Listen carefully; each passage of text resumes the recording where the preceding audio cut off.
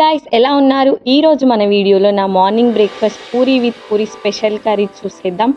ఈ వీడియో మీకు నచ్చుతుందని అనుకుంటున్నాను. నచ్చితే చివరి వరకు చూసే ప్రయత్నం చేయండి. అలాగే మీ అభిప్రాయాన్ని కూడా కామెంట్ రూపంలో నాతో పంచుకోవచ్చు. వీలైతే ఒక లైక్ కూడా చేయండి. ఇట్లాంటి కుకింగ్ వీడియోస్ మన ఛానల్లో ముందు చాలానే రాబోతున్నాయి. మీ సపోర్ట్ నాకు చాలా అవసరం కాబట్టి ఛానల్ని సబ్స్క్రైబ్ చేసుకోవడం మాత్రం అసలు మర్చిపోవద్దు. ఇప్పుడు పూరి చేయటం కోసం పిండినైతే ఇలా నేను ఒకసారి చల్లించుకుంటున్నాను. బయట నుంచి తీసుకొస్తాం కాబట్టి ఒకసారి ఇలా చేసుకోవడం మంచిది అని నేను అనుకుంటాను. ఇప్పుడు కొద్దిగా వాటర్ని యాడ్ చేసుకుంటూ స్మూత్గా కలుపుకుందాం. ఇలా సాఫ్ట్గా వచ్చే వరకు కలుపుకుంటున్నాను. అవును, మీతో నేను ఓ విషయం మాట్లాడాలి అనుకుంటున్నాను. వీడియోస్ చాలా వరకు చూస్తున్నారు కానీ కామెంట్స్ కానీ లైక్స్ కానీ చేయటం లేదు. కామెంట్ చేయటం వల్ల ఈ వీడియో మీకు ఎట్లా అనిపించింది, మీ అభిప్రాయం ఏంటి అనేది నాకు అర్థమవుతుంది. ఇలా కలుపుకున్న పిండిని 10 లేదా 15 నిమిషాల పాటు నేనైతే పక్కన పెట్టుకుంటున్నాను. ఆలోపు స్పెషల్ పూరి కర్రీ అని అన్నాను కదా, దాని గురించి తెలుసుకుందాం. ఇది రేర్గా చేసుకుంటారు. ఎప్పుడు ఆలు బేసన్తోనే కాకుండా ఇలా కూడా ట్రై చేయండి. ఇప్పుడు పూరి కర్రీ కోసం 1 కప్పు ఎర్రపప్పు, 1 కప్పు పెసరపప్పు, టమాటోలు, ఆలు, 1 ఉల్లిపాయ, కొన్ని పచ్చిమిర్చిని తీసుకుందాం. వాటిని సన్నగా కట్ చేసుకొని పెట్టుకుందాం. పూరీలోకే కాకుండా అన్నంలోకి కూడా చాలా బాగుంటుంది. నేనైతే మధ్యాహ్నం భోజనంకి కూడా ఇదే కర్రీని ప్రిఫర్ చేస్తున్నాను. అందుకోసం కొంచెం ఎక్కువగానే చేసుకుంటున్నాను. ఒకసారి మీరు ట్రై చేయండి, చాలా బాగుంటుంది.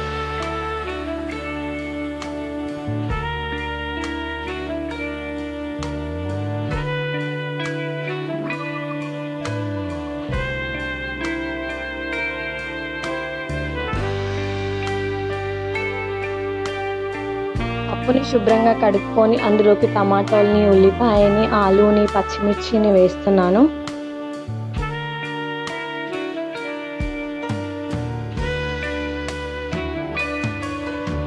ఇందులోనే కొంచెం పసుపు, అలాగే కారం, కొంచెం ఆయిల్, ఉప్పుని కూడా వేసుకుంటున్నాను నా రుచికి తగ్గట్టుగా.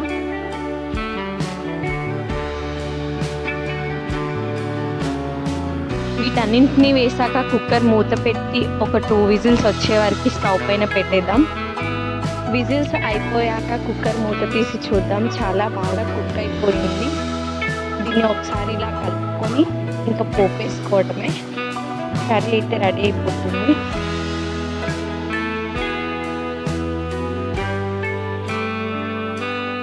ఆయిల్ వేడయ్యాక జీలకర్ర, ఆవాలు, ఎల్లిపాయలు వేయించుకున్నాను.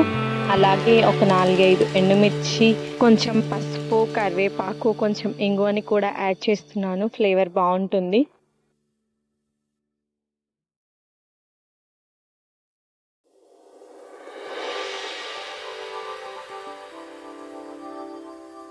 పోపు వేసి పప్పులో కలిపిన తర్వాత ఒక 5 మినిట్స్ స్టవ్ మీద పెట్టుకుందాం పప్పుని. ఇంకా కొంచెం యమ్మీగా ఉంటుంది టేస్ట్. చెప్పడం మర్చిపోయాను, పూరి చేస్తుంటే ఆ క్లిప్ డిలీట్ అయిపోయిందండి మొబైల్లో నుంచి. అందుకే దాన్ని పెట్టలేకపోయాను.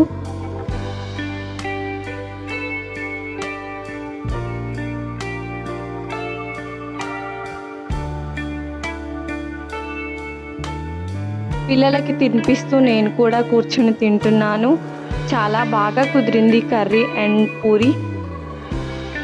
ఈ వీడియో మీకు నచ్చితే సబ్స్క్రైబ్ చేసుకోవడం మర్చిపోవద్దు. అలాగే లైక్, కామెంట్ కూడా చేయండి ఎలా అనిపించిందో.